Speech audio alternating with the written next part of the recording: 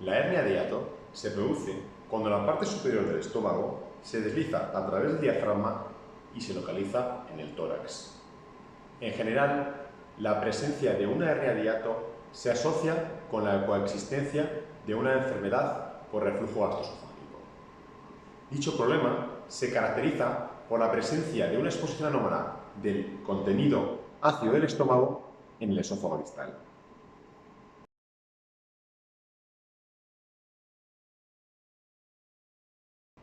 El síntoma fundamental y muy específico de la enfermedad por reflujo gastroesofágico es la pinosis, que se describe como una sensación de ardor o quemazón retroesternal que va desde la boca del estómago hacia la garganta. En segundo lugar, y sobre todo en casos avanzados de la enfermedad, los pacientes experimentan el ascenso de la comida desde el estómago hacia la boca. Esto es lo que se conoce como regurgitación. De esta manera, es muy frecuente que los pacientes se quejen de un mal sabor de boca o incluso de un mal aliento y en ocasiones presentan múltiples eructos tras la ingesta. En tercer lugar, los pacientes también refieren dolor epigástrico, es decir, dolor en la boca del estómago. Este dolor puede ser en ocasiones muy intenso y que tengamos que hacer un diagnóstico diferencial con un infarto agudo de miocardio. Finalmente, y en casos de que la afectación esofágica, de que la irritación de la mucosa esofágica es muy importante, los pacientes van a notar una cierta sensación de dificultad al paso de comida, que es lo que se conoce como disfagia, vómitos e incluso en casos de grandes hernias gigantes pueden tener también anemias. Otros síntomas atípicos menos frecuentes serían la tos, la laringitis crónica, la disfonía, las neumonías de repetición, el asma e incluso en pacientes con grandes episodios de regurgitación, las evasiones dentarias.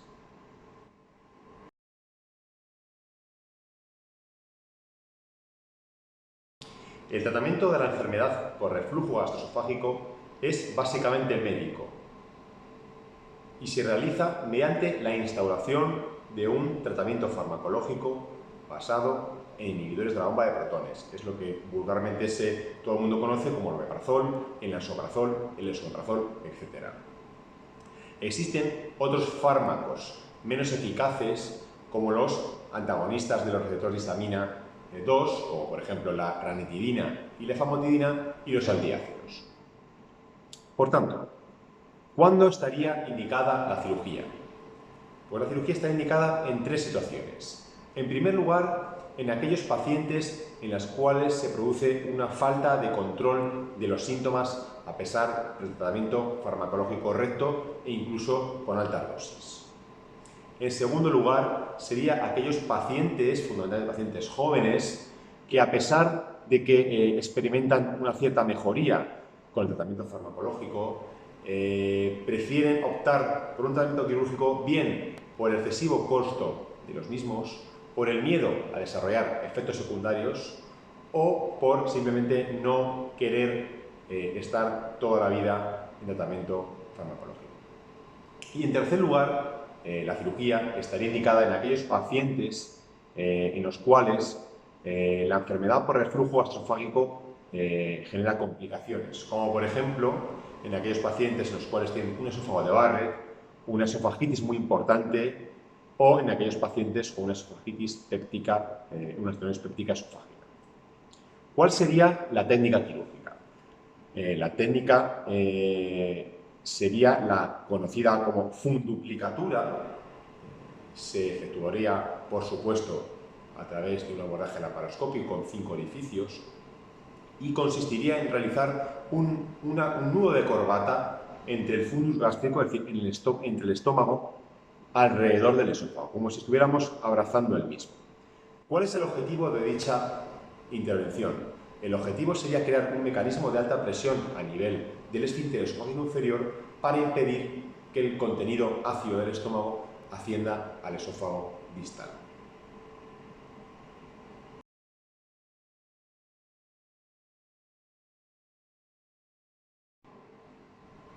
El tratamiento de la enfermedad por reflujo gastroesofágico implica la instauración de una serie de medidas higiénico-dietéticas.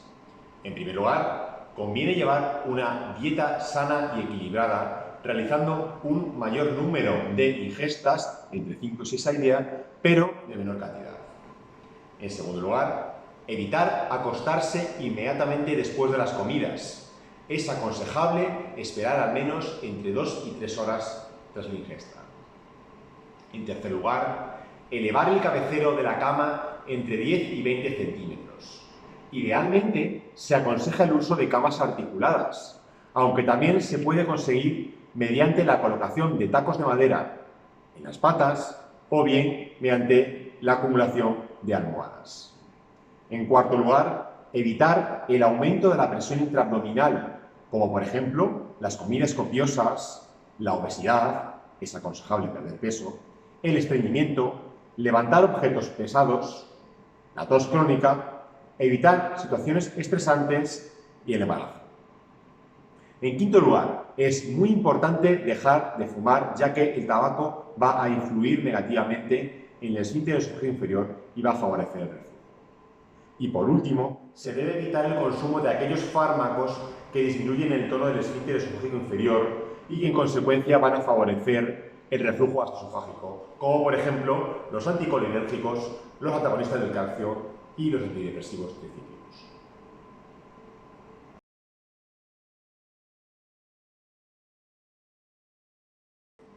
En términos generales, se aconseja que nuestros pacientes no consuman alcohol, café, té, chocolate, comidas con exceso de grasas, como por ejemplo los fritos, los cítricos, el vinagre, el tomate, las especias, la pimienta, la cebolla, etc.